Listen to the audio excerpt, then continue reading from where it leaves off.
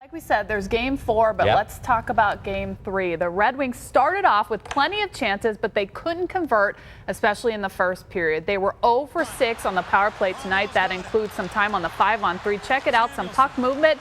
But Michael Samuelsson shoots it right into the pads of Jonas Hiller. Let's go to the second period now. You've seen the replay by now. Justin Abdelkader lines up Tony Ludman. Huge hit.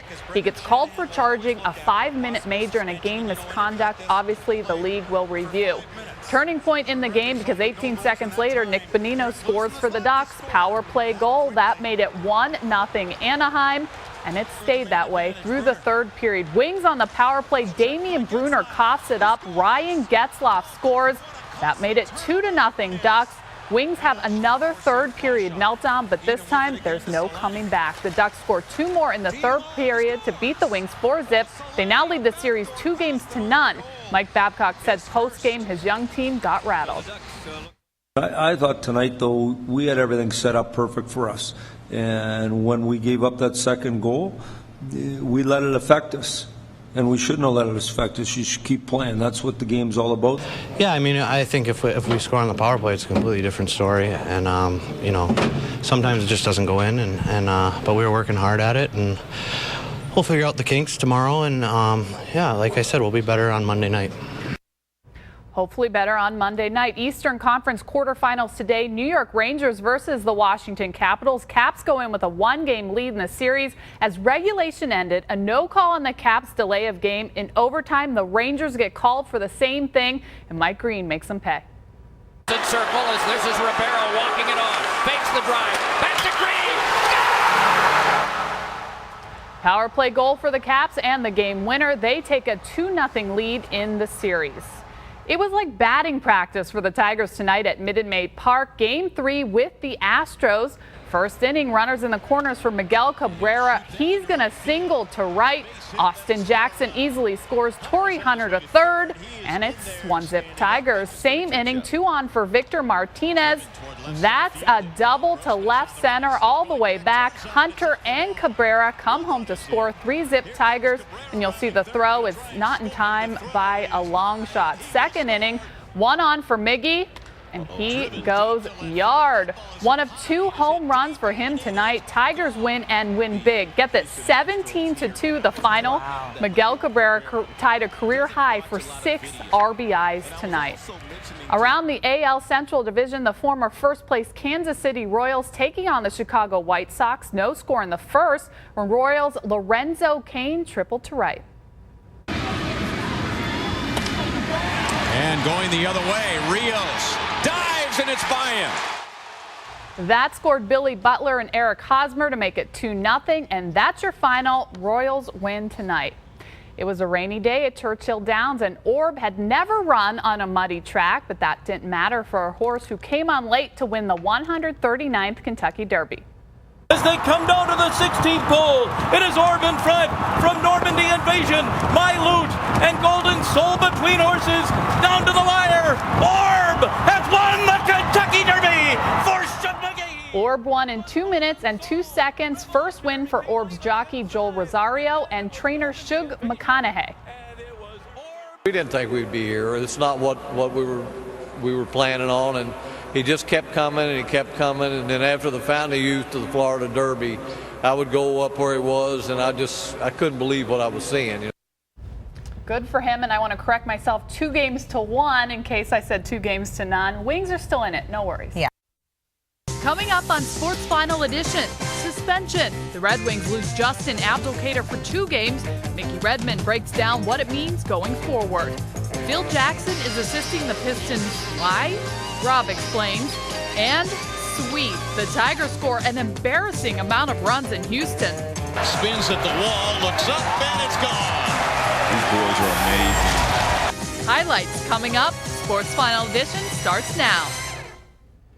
Welcome to Sports Final Edition. I'm Jamie Edmonds. We'll talk Justin Abdelkader and the Red Wings in just a bit. But first, we'll start with the Tigers, who completed the sweep of the Astros today. In 4 games, the Tigers outscored them 37-8. First inning, Tigers start where they left off the night before. 1 on for Prince Fielder, and the big guy He goes yard. Deep to right, Andy Dirks also scores, and it's 2-zip Tigers early. Second inning, Brian Pena in for Alex Avila. He sends this pitch to about the same spot. That 2-run shot doubles the Tigers' lead to 4. Same inning, 2 on for Andy Dirks, and he swings it to right. That's a single. Ramon Santiago scores. Dirks had 4 hits today, including a home run. Tigers win big 9-zip. By the way, Verlander so close to a no-hitter, but it was all lost in the 7th. He did strike out 9. Post-game, Jim Leyland talked about the 4-game sweep. We had that long inning game, and we forced them in their bullpen quite a bit, and they had to pitch a lot, and they had to get some makeshift innings from some guys. We would have had to do the same thing. We were fortunate our starters, this particular series gave us some innings, so we got a few more innings than their starters gave them, and that's one of those things that you run into. The Nationals in Pittsburgh taking on the Pirates today. Tigers fans take note. Top of 4, Danny Espinosa. Homers to left. That scores 2 runs. It made a 3-1 Washington. Top of 8, Tyler Moore. He homers to left. That's a 3-run shot. Washington wins 6-2. Tigers start a series with the Nats on Tuesday in Washington. We now know the Red Wings will be without the services of Justin Abdelkader for 2 games. That's the suspension the league handed down tonight for Abdelkader's hit on Tony Lidman in Game 3. Mike Babcock now must decide who will replace number 8 on that top line. This is yet another blow to a team that just lost defenseman Danny DeKeyser. But they're only down 2-1. Red Wings say it's time now to dig in. Series are about mental toughness. They're battles of will. If you want to give in and be mentally soft, you do that. If you want to just keep competing, you turn this into a best-of-3 and you get going. It's on us to remember that the series is only 2-1, and that we need to come out and give a full 60-minute effort tomorrow night. We have to be harder at their net. I think the focus for us going into game Monday is going to be getting pucks to the net from all different areas, traffic, just create some sort of a chaos and confusion. I think we need to come up, start the game like we did in Game 2 and Game 3, and keep playing for 60 minutes. It's definitely be tough to go down to Anaheim again and be down 3-1. Mickey Redmond joined us in studio to talk about that Abdelkader suspension and Monday's Game 4. That's coming up in the show in a little bit. Around the league, the San Jose Sharks were leading 2-0 on the Vancouver Canucks coming into tonight. First period, no score. Ryan Kessler comes in for the big hit when Patrick Marleau's stick comes up and slashes him in the throat. Looks like it hurt, but he was okay and he would return. Later, Sharks on a 5-on-3 power play. Joe Pavelski gets the tape-to-tape pass from Logan Couture. Sharks leading 2-1 early. The Canadiens and Senators have played a tough series thus far, tied at 1 game apiece coming in. Tonight's game was all Ottawa. They were up 2-1 when Jean Gabriel Pageau got it. He scores. 10's cleared out. Good play by Neal. He got it down on the ice.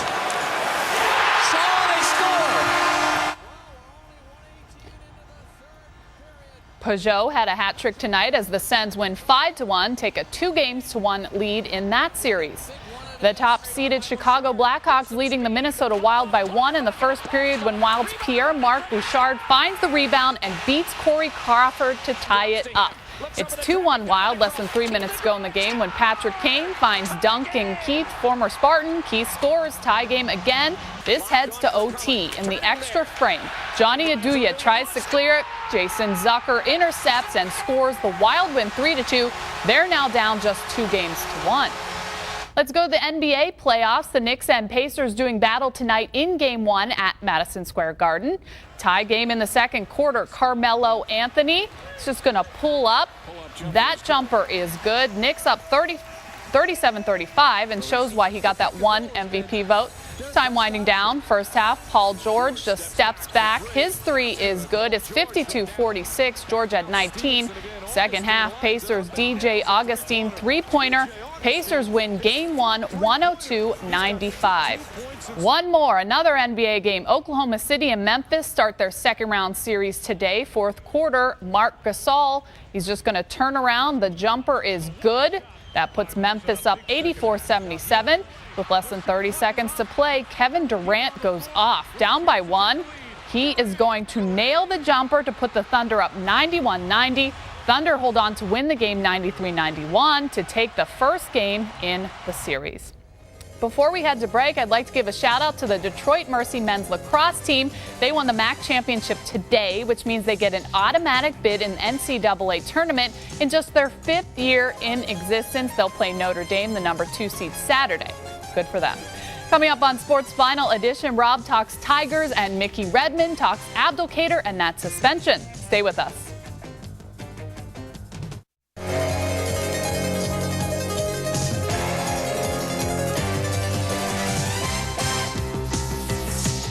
Welcome back. Joined now by Rob Parker. Click on Detroit Sports columnist. Thanks for being here once again. Of course. I'm ready, and you're looking very nice tonight. Thank you. I think you're just saying that because I complimented you that last week. No. No? All right. Well, thanks. So let's talk about the Tigers. They've been pretty hot, especially hot at Minute Maid Park. Let's talk about those hot bats to start. Cabrera had 6 RBIs last night. Yeah, he's been on an unbelievable RBI pace. And you know what? Let's give it up to the Tigers. You go against a bad team like Houston, and they have like a $30 million payroll, like ridiculously low, and they don't have a lot of talent.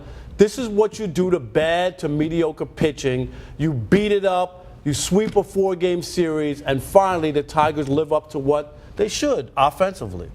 All right, let's talk about starting pitching. They've been great. We just decided Scherzer's 4-0, Fister's 4-0, Verlander's 4-2, Porcello 1-2, Sanchez 3-2. That's 16 wins. That's solid. It is solid. I mean, when you look at all the things and you think about that the Tigers went through a 4-game losing streak, and they were shut out in 2 out of 3 games and, scored 1 run in 3 of those games. You look back and say, what was going on here? They have everything on paper, if you're honest and you look at it. I did pick the Tigers to make it to the World Series because on paper, at least, they have the starting pitching, they have the hitting, the bullpen, and the closer. The jury's still out on whether or not that's going to be finalized and Valverde will be that guy, but everything else they have. Nice segue. I wanted to quickly. That's very good. You might have been doing this for a while. All right, Valverde, what do you think? People were down on him, and now you're not really hearing about it because he's getting the job done. Well, it's not. I think you have to look at Valverde this way. It's not the saves that he gets. It's the ones that he doesn't get. Those are the ones he'll be judged on, and people will look at it. He could save all the games all year. And if you get to the playoffs and you're in a big game and he doesn't get it done, people will go back and say, see, I knew he shouldn't have done it. That's why it's a slippery slope with the Tigers taking a chance on Valverde. I'm still not sold. I need to see more before I feel comfortable. All right, well, we'll see how Valverde does. Of course, we'll see you for Clubhouse Confidential. Coming up, Mickey Redmond breaks down the Red Wings series and Abdelkader's suspension. That's coming up.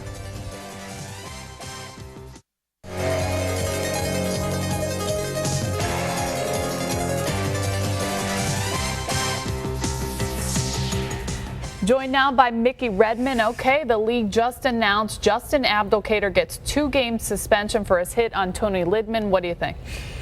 Well, bad news for sure, but we're going to take a look at what happened in yesterday's game. Justin Abdelkader is very disappointed, as you might expect. Here's the hit. He thought it was shoulder to shoulder. You see him leave his feet just as contact is being made by the address from Brendan Shanahan at the league. That seems to be the incriminating part of this hit. He gets 2 games. He got thrown out of the game, 5-minute major game misconduct. But I'm going to take you back into game 2. Look at the far right side of your screen. Sheldon Surrey, a vicious cross-check to the back of number 8, Abdelkader. He told me last night after the game, if he doesn't turn his head on this play, boom, he's probably got a broken neck. For that, Surrey got 2 minutes, Jamie. And mind you, we scored on the play, but a much more vicious play in everybody's eyes than what happened last night. Very disappointing. I think the incriminating part of the hit that we saw is just at the point of contact. He was leaving his feet. Brendan looked like that. And I think when you look at the rule and you say the head is the primary, it was not the primary contact, which I think is disappointing that he got 2 games. One point I'd like to make. I think the league has kind of been mismanaging this whole issue of charging. We don't see it get called very often anymore.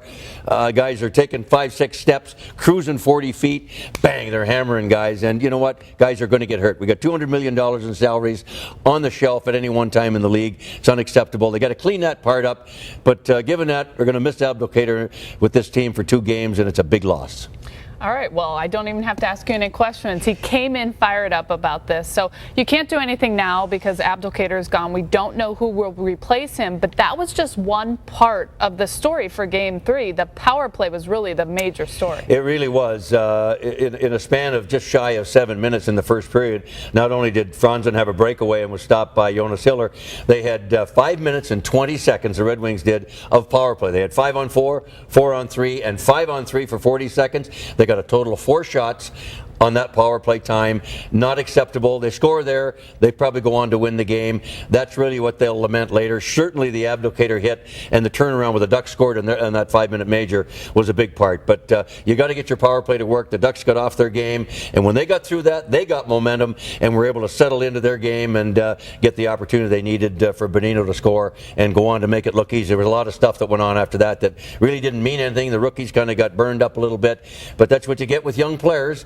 Some days you get greatness, other times you get the inexperience showing, and that's what happened in the third period last night. That was the story. Of course, we have Game 4 Monday night. You know, they're not out of it. It's 2-1. They can easily even this series. Now we don't have De Keyser. Now we don't have Abdelkader. You're not a predicting man, but what should they do? Well, they're going to. You may see Tutu come back into the lineup. You might see Bertuzzi come back into the lineup. The big question is going to be: do they split Datsuk and Zetterberg up? They love to play together. They've been great together. Who do they put up? If they don't split them up, who do they put up on the right side? Do they put big Bertuzzi up there with that big body to create some havoc?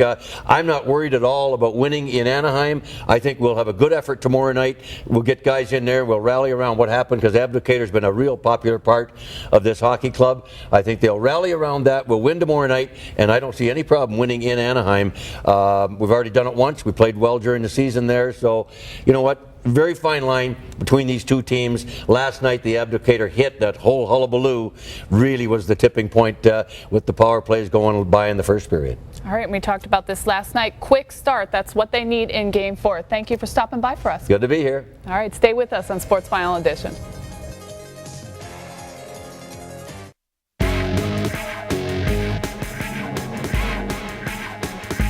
Back with Rob Parker. Time now for Clubhouse Confidential. Let's kick things off with Phil Jackson. He's brought on as an advisor to Joe Dumars. Should he be worried? It sounds like that's the GM's job. Jamie, my moles are telling me that. No, Joe D is not worried. And let's just face it, if Gores, the owner, wanted to hire Phil Jackson and have him run the operation, he could have. This is an unpaid favor because Gores and Phil Jackson are friends. Because he probably could have gotten rid of him if he wanted to. If he wanted to. He's the owner. He owns the team. All right. Well, speaking of the coaching situation, how is the search going? Do you have any new names for us? Anything? Jamie, my CWPFs, you know, close, warm, personal friends. Right. They tell me, you know, there's a lot of stuff buzzing out there, but the thing that's most interesting about the Pistons coaching search, most people think it's like a job down on the bottom that most guys are like, don't care about, but they have gotten calls from some bigger name guys in the NBA. You'd be surprised. So there are people who are interested. And you know what? Andre Drummond, the cornerstone to this franchise in the future, is one of the reasons why. All right. Well, I would think if you're going to be a coach in the NBA, you would like to coach raw talent. Especially a guy who has a big upside, and he does. Speaking of raw talent, you see that segue Very I just nice. did? Bruce Rondon, he was here for a hot minute, basically. And no, he was here for a cup of coffee and 3 sweet rolls. That's about it. A cold minute, if you will. He's back down to the minors. What do you make of it?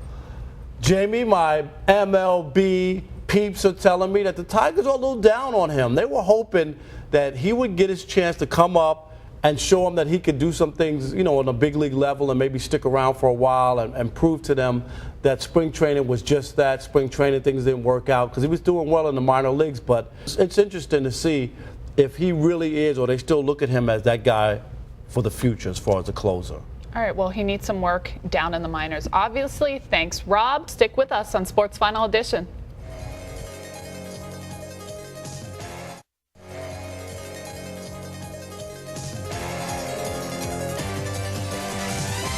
Okay, big week for the Red Wings. They take on the Ducks for Game 4 tomorrow night with the chance of evening the series at 2. They'll have to do it without Justin Abdelkader, but they've dealt with injuries and absences all year. Game 5 is Wednesday in Anaheim. If necessary, Game 6 back here in Detroit on Friday, and Sunday would be Game 7.